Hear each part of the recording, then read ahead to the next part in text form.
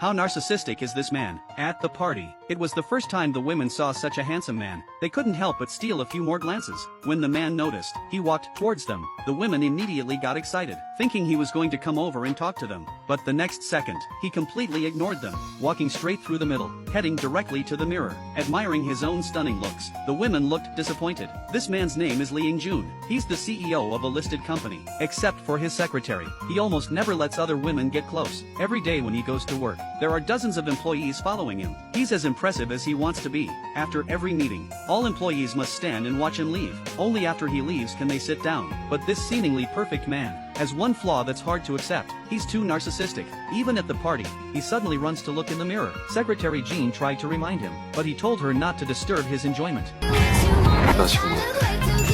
완벽하십니다. Only when Secretary Jean complimented him, saying he was already perfect, did he reluctantly leave. On the way back, Secretary Jean wanted to resign, but he thought she was going to confess to him.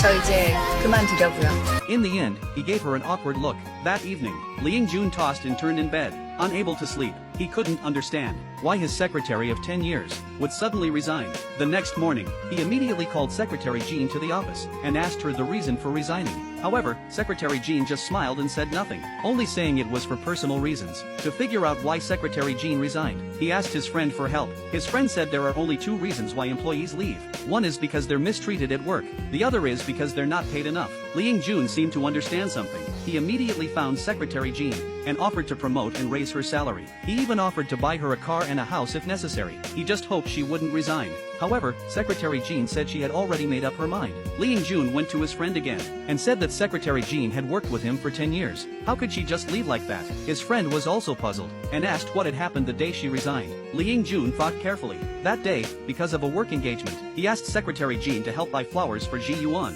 When she came back, she was in tears. Lee Ying-jun suddenly understood everything. Secretary Jean must like him. That's why she was so upset and wanted to resign. But in fact, Secretary Jean had been allergic to pollen since she was young. That's why she had been crying. Thinking that Secretary Jean liked him, Lee Ying-jun couldn't help but laugh. He quickly called Secretary Jean out, planning to explain things about Ji Yuan to her. As soon as Secretary Jean got into the car, Lee Ying-jun handed her a bouquet of flowers. Secretary Jean immediately felt uncomfortable and asked to put the flowers in the trunk. Lee Ying-jun thought Secretary Jean was moved by him and proudly smiled.